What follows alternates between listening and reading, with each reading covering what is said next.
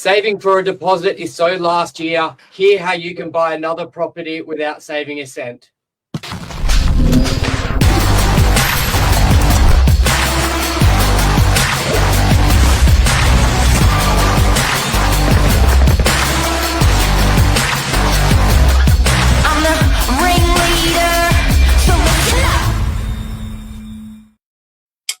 Good morning, everyone. Welcome to Morning Minutes, episode 1620. Myself, Michael Bergio, Billy Drury, Anton Bonacci, here to talk about buying a property without saving anything. How does it work? The word equity, what is it and how to use it? Good morning, gents.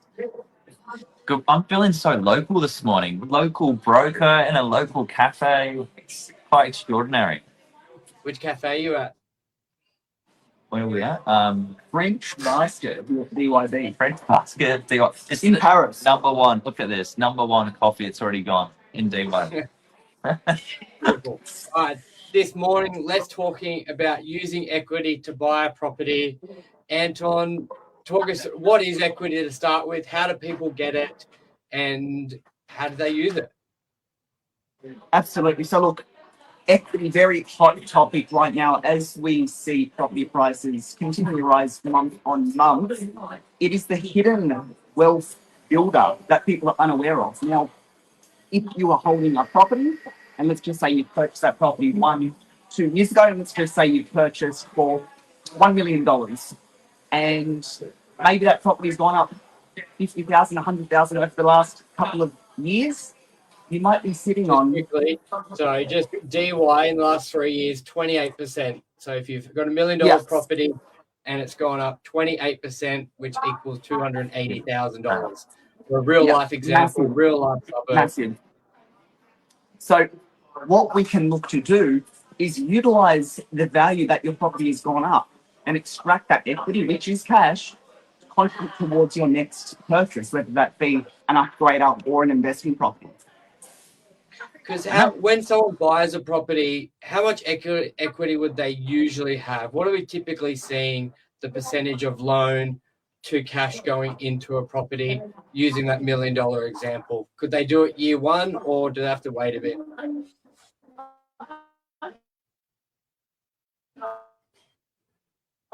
Well, depends guarantee, where they're only putting down, say, a 5% deposit.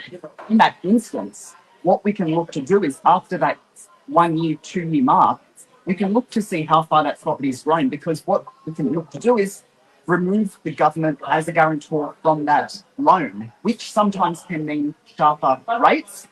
Then it might also open up, like we said before, the opportunity to extract some of that equity to use to contribute towards that second purchase. And that's what I'm seeing a lot of my first home buyers doing, is utilizing that scheme, getting into the market, opening into the market. It's, as we all know, it's really, really tricky to tap into the, especially the Sydney market, but the property market as a whole across Australia.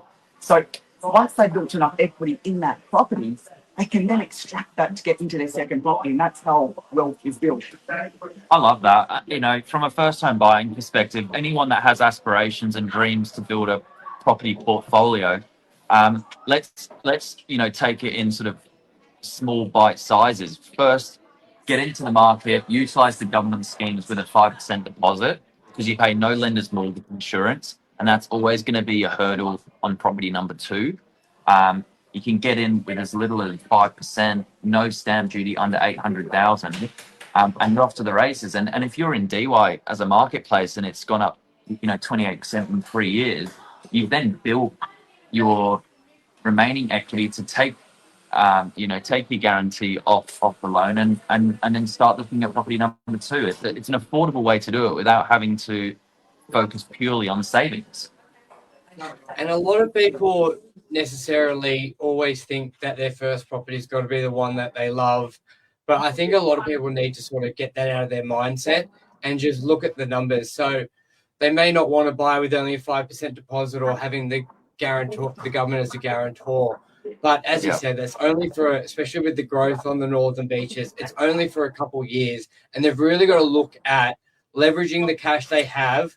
They can turn, say, $50,000 cash into having a $500,000 asset. Now, if you look at the growth we've had in 3 years, that's 28%. So what's a better net result for you.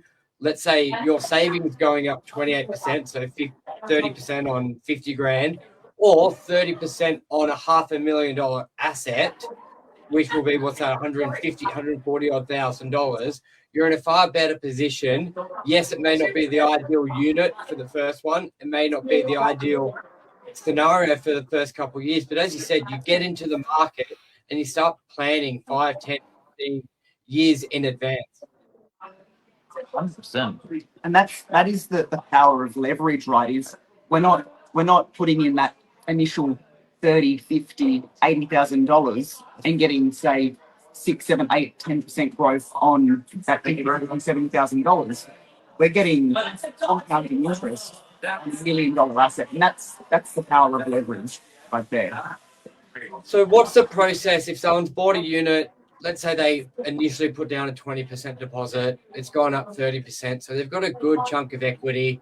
Now, what are the process of pulling that money out to buy a deposit? Are they pulling out cash? How long does it take? Just talk us through that sort of time frame. Yeah, absolutely. So look, the first process is getting in touch with someone like myself or your broker who can evaluate and request valuations to get the banks to assess how much they believe your property is worth.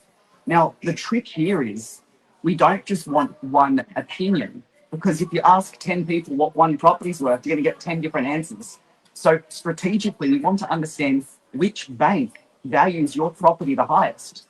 And this just goes to show that sometimes rate isn't the most important factor when looking to scale a property portfolio, because yes, a rate might be a little bit more expensive at one bank, but if they value your property $100,000 more, what is the opportunity cost of that extra equity that you can pull out to then contribute towards that next purchase, whether it gets you into the second property or maybe it gets you into a slightly better property, right? Yeah. Now, the process is once we've conducted valuations and we review your equity on your property, the way that's reviewed is obviously we look at the value of your property and we look at the existing debt that's tied to that existing property. And then generally what we can do is we can extract any equity up to, say, 80% without paying lenders more interest. So we extract all the equity out of that property up to 80%, and then we can use that as a deposit towards the next purchase. I think a big thing what you just said with getting multiple valuations is important, because a lot of people get really disheartened if they get a low valuation and they sort of feel like, oh, it's not for me. Like, to give an example, when I was buying a unit in Brookvale, I had 4 valuations on it, and it was varied from 850,000 to 1.1 million. It's a big bloody gap, all in the same 2-week period. So it is a little bit of a game. You've got to, and timing's important as well. You just as much as you need to look at your property. Like, for example, if there's a hero sale near your property, you're like, wow, that's a great sale. Wait till that settles, get a valuation, because that will affect your price of your property. And that can, how long does a valuation last? 3 months? Yeah, 3 months. Yeah. So you may not want to do something then, you may do it a bit later. So it's a bit of a game. You can get bad valuations, good valuations. You just got to play it. And you may get a good valuation from a bank that won't give you the money. So just don't be disheartened. It's you've just got to play the game, unfortunately. That's how it is. But you know what, Michael? One thing that I see with a lot of especially the people, the tradies, for example, that buy an apartment in DUI, and they're buying maybe something that's a little bit where there's something that could do a little bit of work, right? They go in there, they rip out the carpet, they put some floorboards, they change the kitchen, and they've manufactured some value in that property. Then if they go to the wrong bank to get a valuation done, maybe that bank is only judging that property based off a desktop valuation, which is looking at, your core logic, your RP data, and looking at comparable sales in the market to establish the market value of that property. Yeah. However, if they're strategic and you're speaking to a strategic mortgage broker, we would know and have that open conversation with that client to understand, well, you know what, in this instance, you've manufactured some value in that property. Let's get someone to physically inspect that property and establish the real market values instead of looking at the numbers on a desk.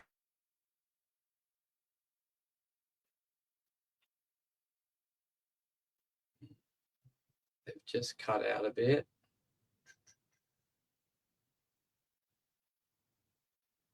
I think what Anton is saying, that's a very good Because as we point. know, what is valuation is aligned to what we're looking to achieve. Yeah, absolutely. And look, this is a scalable model, guys. I can talk from first-hand experience. As a first home buyer, utilizing the first home buyer deposit and assistance scheme, you can take a purchase sub $800,000 where you pay a 40 grand deposit, no lender's mortgage insurance, no stamp duty.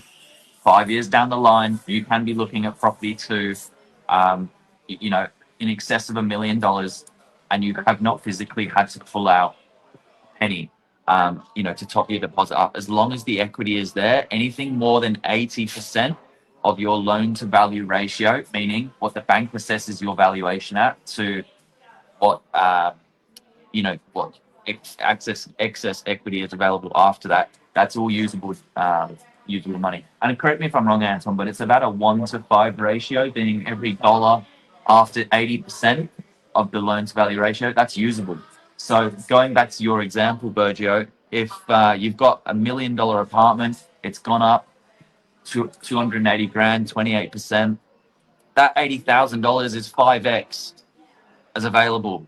So guys, get out there, talk to your broker, and if you're looking to scale your portfolio, you're actually sitting on your next deposit without saving a dollar. This is exciting. It's the only way I think you can tackle Sydney's aggressive property market. And not to dampen the spirit, but also a bit of the hurdle. I think it's going to become more important these days is the wage to loan ratio as well. That's sitting about _6, isn't it, Anton? ×5. So it's very important. Yes, work within your means, but I know especially a lot of friends I've been chatting to lately, may even have the cash, 300-400 grand, because they've done what we've said, but it's ×5 on addition. So if you've got 300 grand and you're wanting to buy a $2 million property, but you're earning 80 grand a year, those numbers just don't work. So it's keeping it like that's the other part of it as well, which may change. You've got to know that so you can plan forward. You may not get the big leap of going from a 1-bedroom to a house. You may need a few apartments that then you can all sell at once to buy it. But I think the cap on all this positivity is the wage to loan ratio as well. If you just want to shed some light onto that, Anton. Thanks for bringing us back to reality. You know what? No problem. One thing that I'm seeing is a lot of the younger first-time buyers who aren't utilising the first-time guarantee are utilising the family guarantees. They've got parents or relatives who own property on the Northern Beaches that are worth $2, $3, $4, $5 million. And what they're doing is they're utilising the available equity in that property without extracting it, just using that house as security towards their first purchase, which allows them to break into the Northern Beaches property market without saving a dollar. Now, when we're looking at the income to debt ratio as well, because they're looking to purchase that property as an investment property, they're taking in conjunction of their salary or their income, the rental income as well that property is derived. So that adds to that overall income to debt ratio, which allows them to borrow more and leverage more. Beautiful. So that's if it's an investment, and if you're going to move into it. Yep, they can also move into it if they're utilising the family guarantee as well. Yeah. But generally speaking, what we're seeing a lot of younger first-time buyers who are living at home with their parents, and there's no need for them to move out and pay rent because we all know where the rents are going, right? They're always increasing. Yeah. But if they're living at home rent-free and they've got the luxury of that, they're in a perfect position to leverage and really build out their investment portfolio, growing equity in the property that they purchase. And then eventually what they can do is, as the property increases in value, they can remove their family guarantor on that loan and go out on their own. Yeah. And like if you're figuring out, well, where do I even get started? It's about, a 1-to-5, 1-to-6 ratio on your income. So, there's plenty of people that are coming out of uni, postgraduate jobs, $100,000 salary. There's your starting point. 500,000 to 600,000 is what you can borrow, add your savings, and you're potentially into your first place. So this is achievable. It's realistic, and it's what's being done in the marketplace. Beautiful. I think that covers it. Anything else you boys want to add? That's it from me. I think it's just the fact that you just need to reach out and take action, because without understanding your game moves, without understanding your next steps, it seems unachievable. But I think what I'm seeing is with a lot of our clients are, until they get that advice, this the key learning advice to go, well, this is how we map out your next 5 steps. I think that's Beautiful. Yeah, there you go, guys. Awesome. That's equity. Thank you very much. Cheers. Yeah.